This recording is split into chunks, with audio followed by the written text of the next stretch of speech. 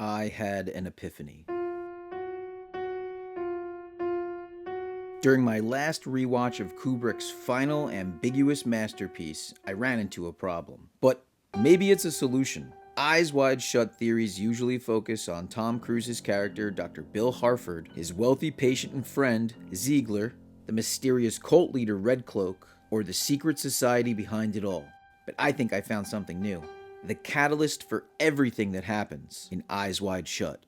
A villain hidden in plain sight, orchestrating everything, not from the shadows, but right out in the open, right in front of our widely closed eyes. Alice. In this video, I'll attempt to prove that Alice was instrumental in every decision and action that Bill takes in Eyes Wide Shut. I'll take you step by step through Stanley Kubrick's final masterpiece and touch on every scene Alice is in, and go over just exactly how she may have been the secret puppet master behind her husband Bill's indoctrination into the cult. A cult Alice may have grown up inside of. I believe I have the receipts to prove Alice was instrumental in Bill's manipulation and conditioning, and I'm going to show you how she did it, step by step. And one more thing, I won't just tell you how she did it, I'm going to tell you why. I'm obsessed with filmmateurs like Stanley Kubrick, Francis Ford Coppola, David Lynch, Christopher Nolan. If you are too, think about subscribing and hit the like button if for no other reason than it's incredibly important to the discovery of this small channel, and I'd appreciate it more than you could know. Let's get back to Eyes Wide Shut. As the film opens, we get our first visual metaphor. The opening frames of Eyes Wide Shut contain Nicole Kidman's Alice Harford as she swiftly removes her cloak-like black dress. Under it, she wears nothing. Not only does this give us a hint that she has two sides, but the viewer should wonder why she was taking off a dress, if her intent was getting ready for a party. Had she just performed some ritual? In a previous video, I talked about how she removes her dress exactly the same as the group of women do later at the masked ball. I believe this is a purposeful visual connection Kubrick leaves for us. Interestingly, placing it at the beginning of the film as opposed to after we have been to the masked ball allows for much more ambiguity. On a first viewing, we don't actually know what we're seeing, but if you know the film, you can see the importance of this first shot. Also, this sets up that this is Alice's movie. She's in charge. The first line in Eyes Wide Shut is Tom Cruise's Dr. Bill Harford searching for something. He calls out, "Honey, have you seen my wallet?" Alice responds from the other room, knowing exactly where it is without even looking. "Isn't it on the bedside table?" She's right. He picks up his keys, now able to move on, and leaves the room. Alice is in control. It's subtle, but it's there. He's lost, and she directs him. This is a microcosm of how she continuously directs his actions and manipulates his every move, slowly positioning him into being owned by the movie's secret cult.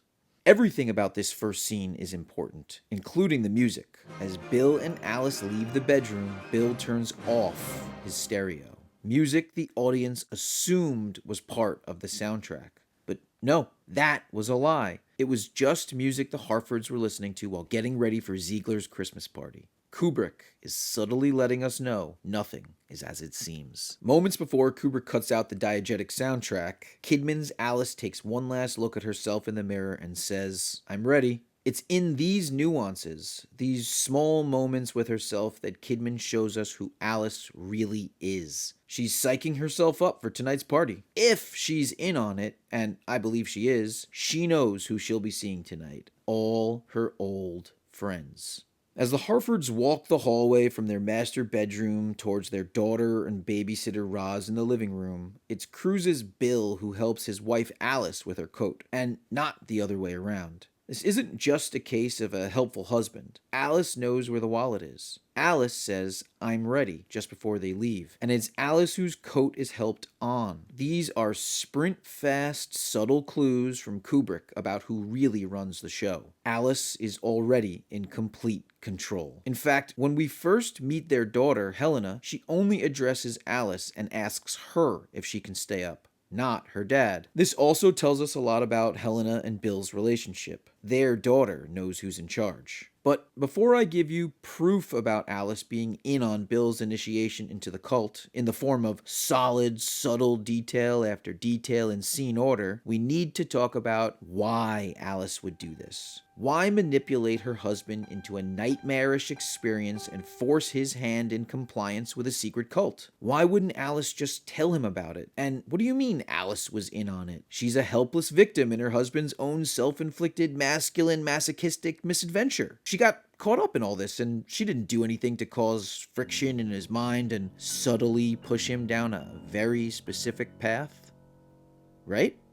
All we can do is speculate. If we can agree that children could grow up in a cult environment, then we can extrapolate Alice may have grown up as one of the girls from the sacred circle at the masked ball ceremony, possibly the daughter of a legacy member. As I mentioned in shot 1 of Eyes Wide Shut, Alice removes her dress in exactly the same way that the women in the circle remove their cloaks. If we use that to inform her character, maybe we can agree that she has participated in these ceremonies before. In fact, much later in the film, she confesses a supposed nightmare she had to Bill, in which she is surrounded by hundreds of men. She tells Bill in the dream she makes love to more people than she can count, noting that Bill was also there, watching, and that she wanted to laugh at him to make him feel bad. To me, this feels, 1, like a feigned confession, and 2, like she's putting all these negative sexual ideas into Bill's mind. She's pushing him further and further psychologically. Alice is letting Bill know subconsciously she's aware of where he was, and she's been there too.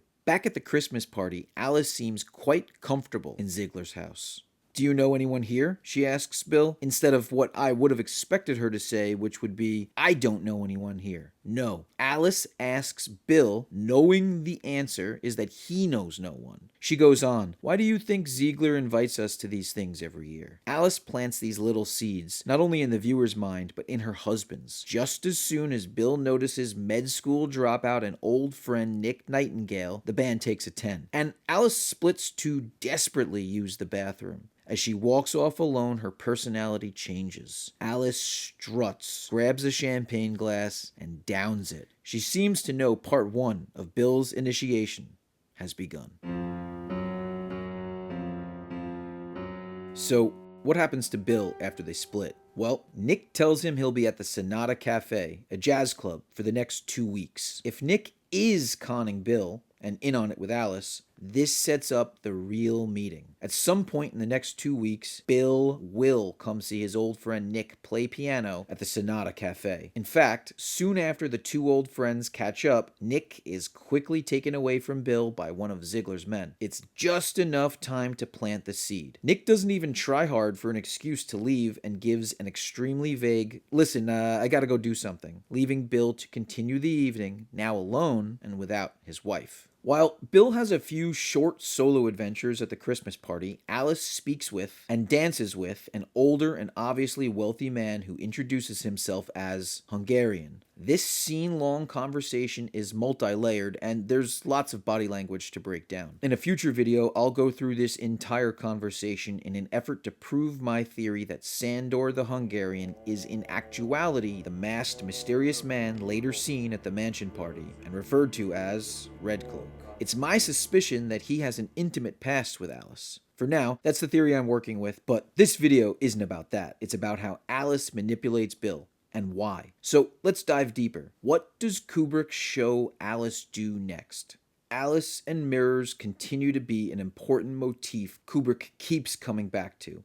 Just moments before the famous Alice naval officer fantasy confession, Alice goes to the bathroom to grab some of the devil's lettuce she's got hidden away from Helena in a Band-Aid container. To some, this may just look like a throwaway scene divider showing Alice grab something important, but in a Stanley Kubrick film, nothing happens without reason. As Alice passes by the mirror, she looks at herself. These are her most intimate moments, when she's free from Bill's gaze and can momentarily be her true self. Rubbing her face, she stares blankly at herself in the mirror, never looking away. She opens the cabinet, grabs the stuff she's looking for, and when she closes it again, she now is her full and true self. She stares at her reflection completely dead-eyed. She's saying, "Okay, Let's do this. But do what exactly? Well, to me it's quite clear. She's about to push her stable husband off the proverbial ledge. As soon as she hands the figurative baton off to Bill, Alice hits him off guard with a question. Those two girls at the party. She laughs. Did you, by any chance, happen to sleep with them, she asks. Alice catches Bill unprepared, and Bill nervously laughs while coughing out whatever that stuff from the Band-Aid box was. Alice pushes further, and this is what gets lost in the conversation about Alice and the naval officer fantasy. While her confession does seemingly come from a defensive place in the conversation, the entire charade is orchestrated by Kidman's character. She doesn't come to this unaware. She preps herself in the bathroom, lights the match, figuratively and literally, and then starts a conversation purposefully about the boundaries of matrimony, fidelity, and infidelity. Alice doesn't flinch at Bill's denial. Quote,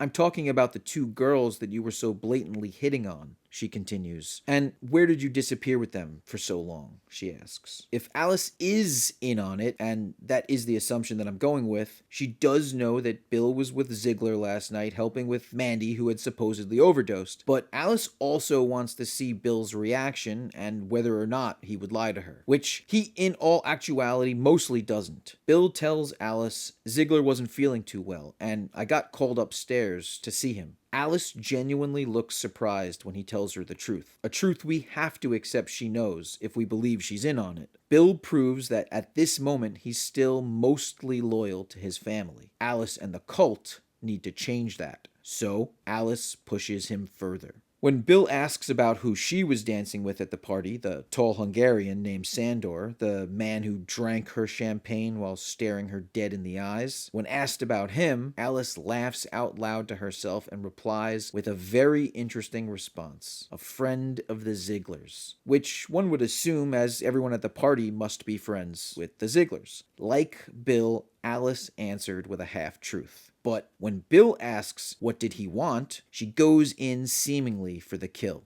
She tells Bill that the Hungarian wanted her, upstairs, then and there. Bill seems almost turned on by this. He doesn't get jealous, which it's my belief was her intention. I'm not sure Alice goes into this conversation knowing she'll tell him about the naval officer fantasy, but she does know that she's going to start a fight with Bill about fidelity, first asking about the two models he was with to see how he might act and respond. But Bill is too nonchalant for her, and it's beginning to get her angry. When Bill states how it's understandable that Sandor the Hungarian wanted to make love to his wife because she's a beautiful woman, something shifts in Alice's demeanor. Why is that? Does Alice, as a member of the depraved secret cult, have PTSD regarding being wanted only for her beauty? She seemed to enjoy flirting with the Hungarian, however, now she appears appalled that Bill thinks he was only interested in her for her looks. This is a huge change in her character, as even up until now, while questioning Bill, Alice had been flirting. Why the sudden change? I believe it's because even though Alice is a part of this, there is a real human behind her public-facing mask that she wears as a face, and in small moments, like now, or when she looks at her own reflection in a mirror, in these small moments, we see the real Alice.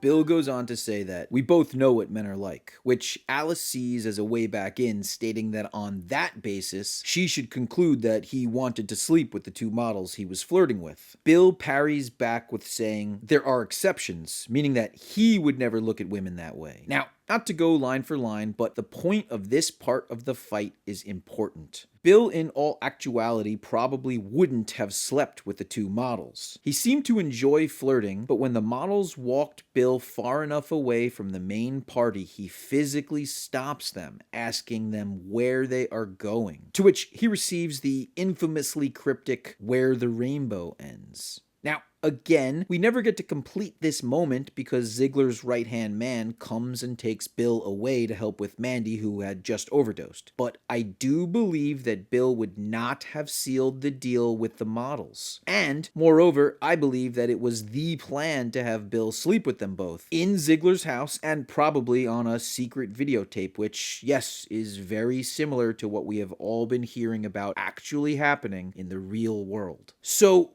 what does this mean for Alice? Well, in their conversation, Bill fights back saying that he wouldn't have slept with the models due to his love and fidelity for Alice. In fact, she asks him point blank, what makes you an exception? She really does want to know because maybe it was supposed to be easier for the cult to lure Bill in. Maybe Alice feels like she's working a little too hard.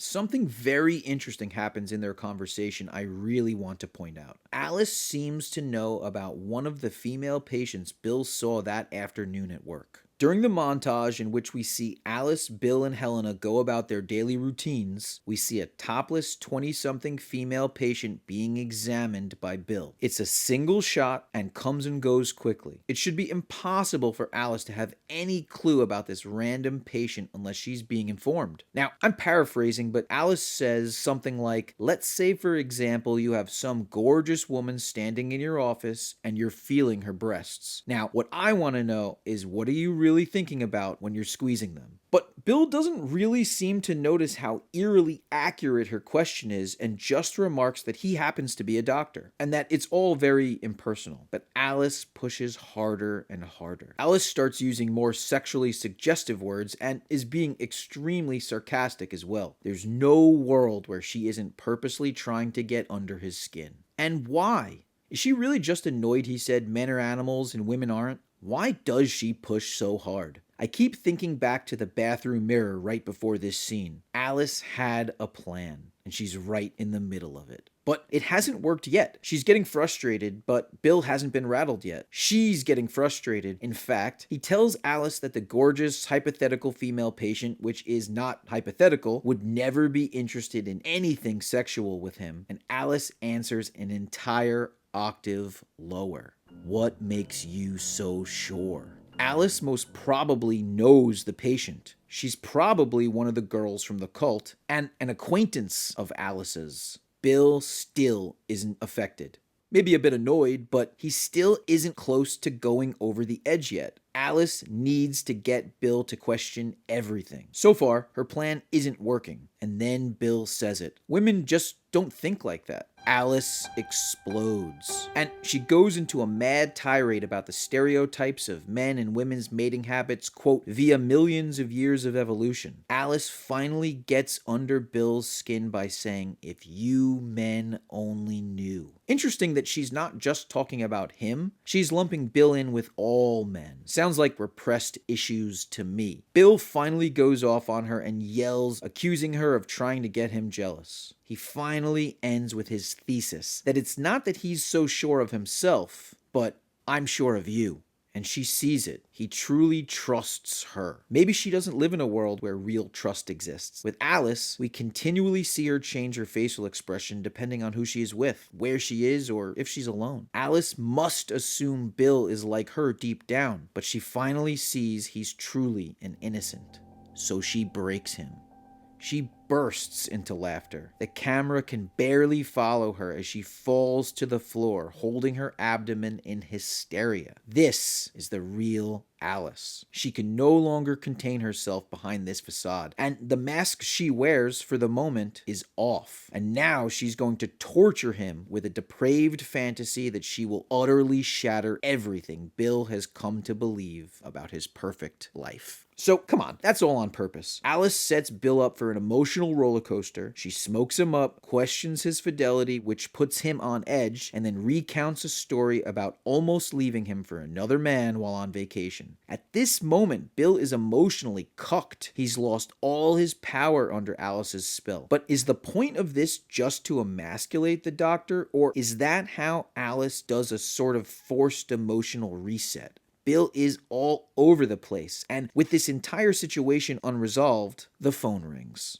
Now, if Alice is in on it, this phone call also has to be a part of the cult's overarching plan to convert Bill to the group. Alice is the perfect recruiter, silently manipulating Bill's mood and now his location. Did Alice really know Bill would be called to visit the late Lou Nathanson and his daughter Marion? Let's break down whether or not it's possible that Alice could have set up Bill for his evening out. First, I'll take the skeptic's approach and note that if this was all a setup, it's quite the effort. This would take planning, timing, and manpower. Was Lou Nathanson murdered just to get Bill out of the house? Was Domino sent out into the wild in search of Bill on the streets? Is Nick Nightingale just playing piano at the Sonata Jazz Club every night until Bill strolls in? The skeptic will note that none of this could have been orchestrated, and if it were to have been orchestrated, it would take too much effort and precision. And for what? Okay, so let's talk about how easily the cult could have planned and executed the night's events. And before we do, here's a quick recap of everything that occurs this specific night. At some point in the day, Lou Nathanson dies. Bill and Alice smoke and get into an argument about the differences between men and women. Bill visits the Nathansons. Take note of the masquerade mask on the side table. Marion Nathanson, the daughter of Bill's recently deceased patient, kisses him and asks if she can run away with Bill. Bill does not kiss Marion back and remains faithful to Alice. Bill leaves and is approached by Domino. He goes to her apartment, but also doesn't fully commit to the infidelity. Interestingly, Alice calls Bill while he's at Domino's place. He lies and tells Alice he's still at the Nathansons and might be a while. Domino asks if Mrs. Dr. Bill is the one who called and if he needs to leave, to which Bill agrees. And it's interesting that it's Domino who suggests Bill leave and not the other way around. Still, more happens on Bill's evening out of the house. Now on his way home from Domino's, he passes the Sonata Jazz Club and is reminded his old med school buddy Nick Nightingale is in town and playing there for 2 weeks. Bill only knows this because Nick was literally working for Ziegler, playing piano at the Christmas party. Finally, after being told Alice's fantasy, seeing one of his patients dead in bed, becoming half a John to Domino and paying anyway, Bill is finally given the password for the masked ball. Would Bill have even been interested in Nick's late-night second job if he hadn't been emasculated, kissed by a stranger, and almost slept with a working girl? Or did all of these small events lead Bill directly down the rabbit hole? Okay, so how would they have accomplished this? How could they have set this up? Firstly, let's connect Lou Nathanson's death to Bill's ultimate initiation. Why even bring Bill into the secret society? We'll get into that very soon, but why now? Well, I believe the cult had an opening. Lou Nathanson was dying, and I bet the cult likes to have a specific number of members. His death allows the initiation to begin. Who knows? Maybe the masked ball had something specific to do with his death. We know he had a mask on display in his room, and I can't imagine the group meets every single night to have these parties, so okay. Lou Nathanson dies. Maybe he died that afternoon or morning. When Bill arrives at their apartment, he doesn't take a pulse, so the doctor isn't there to confirm the death, just to pay his respects. So could Lou Nathanson have died that morning and the cult activated their plans? Absolutely. Easy enough to make a few phone calls. Nick was already playing at the Sonata Jazz Club for 2 weeks, so he's ready to go. Domino is a working girl, and so she's called into action. All she needs to do is set up near the Nathansons and wait for Bill. At her apartment later, she asks about Mrs. Dr. Bill and had never been told he was a doctor. So we can assume Domino knows more than Bill or we are led to believe she does. All Alice has to do is smoke Bill up, get him all crazy, and then wait for Marion Nathanson to call the apartment. It's not too hard to set up when you think about it, and for a group of rich and powerful people, this is not difficult. And I want to give a quick shout out to my first ever channel member, Tyler Bobes 8217. Thank you so much for joining. If you want to see your name on one of my videos or have me shout you out, click the join button. It's only 99 cents a month. You get members only videos, early access to all my videos, and clicking join doesn't only get you those perks, you also support me directly. Back to the video. Alice only interacts with Bill 2 more times that night, but in each instance, she makes a meaningful contribution to his mental state. Just as he's about to consummate things with Domino at her apartment, Alice calls Bill on his cell. If she knows what he is up to, the entire purpose of this call is to let him lie to her and be morally allowed more time out from the house. So, because he tells Alice he may be out an unknown amount of time and uses the excuse of being at the Nathansons, he now can stay out as late as he needs. As late as Alice allows. Even from afar, Alice continues to have control of Bill, similar to in the opening scene. It's Alice who knows where his wallet is, even from outside of the room. In my opinion, Alice continues to manipulate Bill every step of the way. For all my thoughts on the masked ball, watch this video on my entire overarching theory on how the cult conspired to initiate and indoctrinate Bill. But here, I really want to focus solely on Alice's involvement. Some theorize she may have even been at the masked ball. However, I just don't see that working out both physically and spatially and on a story level. It's not necessary that Alice be one of the masked women there that night, but we do begin to realize that she has been one of them before. Side note on Bill's arrival at the mansion that evening. As Bill pulls up, there are two men seemingly waiting there for him to arrive. In fact, there's a red Jeep waiting just at the gate to bring him down. To push the point even further, Kubrick shows us the red Jeep pulling up to the house, lined on one side by black limousines and on the other classic sports cars. All the other guests' vehicles parked at the house. Not only did Bill arrive in a taxi, but Kubrick visually shows us how significantly he stands out to everyone there. It's my belief that Bill Harford is the special planned guest of the event. Near the end of the film, Ziegler, while revealing he knows everything to Bill, mentions the possibility that, quote, maybe it was all a charade. And I think there is a lot of truth in what Ziegler posits to Bill. In fact, I believe that the entire masked ball sequence was a planned charade, beginning with Alice and her Band-Aid box and ending back with her at last in bed, being awoken from a vivid dream about Alice making love to the naval officer and along with hundreds of others watching and doing the same. Alice again shames Bill and emasculates him deeper than the cult ever could have done physically. She started all this with a fantasy and ends it with her dream. And just as Bill notes in the final moments of the film, a dream is never really just a dream. By the end of the movie, Bill finally understands that most of what she's told him has at least one foot in reality. One of the reasons that Eyes Wide Shut remains so intriguing to this day is how jarring its end is. Upon your initial watch, it most closely resembles the ending of The Sopranos or No Country for Old Men, cutting to black in the middle of the scene or conversation seemingly for no reason. But breaking down the final moments of Eyes Wide Shut leads the eagle-eyed to one impossible to ignore conclusion. The scene and the movie ends exactly where it should end. From when Bill comes home after visiting Mandy at the morgue and speaking with Ziegler, having just revealed the cult has been watching his every move, Bill comes home to find his missing masquerade ball mask lying perfectly placed on his pillow, next to his innocently sleeping wife, Alice. Again, your first watch plays this scene perfectly like a thriller. You and Bill are both convinced that the cult placed the mask next to innocent Alice to intimidate him, to tell him you and your family aren't safe, and we can get to you when and if we want to. Stay in line. Stay quiet. And for a first viewing of Eyes Wide Shut, that works. It plays on that level and works for the baseline association with the source material Trauma Novelle or Dream Story, in which Kubrick based his film. But Kubrick always expands on his source material. Just as Stephen King hated Kubrick's interpretation of The Shining, Arthur Schnitzler had no say in any subtext, innuendo, or visual metaphors. Eyes Wide Shut is Kubrick's. And Kubrick ends his film not with a random cut, but on the thesis of the film.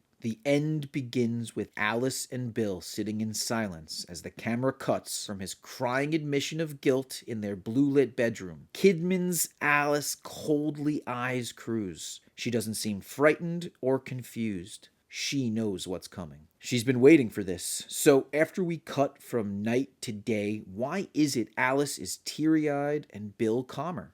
Alice, like the girls at the masked ball, has, all this time, just been following orders. She's been able to play her part and move Bill like a chess piece from calm, confident, and oblivious to anxious, awake, and aware. But what did they talk about last night? Did Kubrick purposefully keep this conversation from us? Or is this part of the mythological missing footage? We may never know the truth, but in breaking down this version of the film, I assume Kubrick left this ambiguous purposefully. For the Layer 1 dream story scaffolding, any first-time viewer can assume Cruise admitted he was being naughty and almost got in trouble for it by the cult. And Kidman is sad about it, but forgives him. Sure, that works, but not for a Kubrick film. I think our missing conversation includes Alice's admission that she grew up in the cult, and she tells Bill why she did it, and that she understands why they need to give Helena away. And here's the why. It's not about Bill. It's always been about Helena. That's right, you heard me. Now, you either know what I'm talking about and are aware of the Helena theory, or this is new to you. For more on Helena, check out my previous video that breaks down the entire plan the cult laid out, how they did it, and why. But if you already know Helena is given away in the final moments of the film, then it's clear why Alice did it and why Alice is crying as the final scene opens. While yes, Alice isn't innocent, she still has a soul. We've seen it a few times before, mostly in mirrors, but this is Alice. The same Alice we see take a moment in the bathroom mirror, or drinking champagne at the Christmas party. Alice is in on it, but she isn't happy. She's lost, but maybe not gone. Of course, she's also a pragmatist, and her final line proves that. There is something very important that we need to do as soon as possible. What's that? The Harfords really need to have another kid. And speaking of kids, I've been thinking a lot about Danny Torrance. Do you think Stanley Kubrick left messages in his films for us to figure out? Do you think there's more to Eyes Wide Shut in other Kubrick films like The Shining? This Alice theory fits within my overarching theory on Eyes Wide Shut. If you want to know the full extent, click on your right to go all the way down the rabbit hole, or click on your left to see what else I'm thinking about. This was Film School Dad.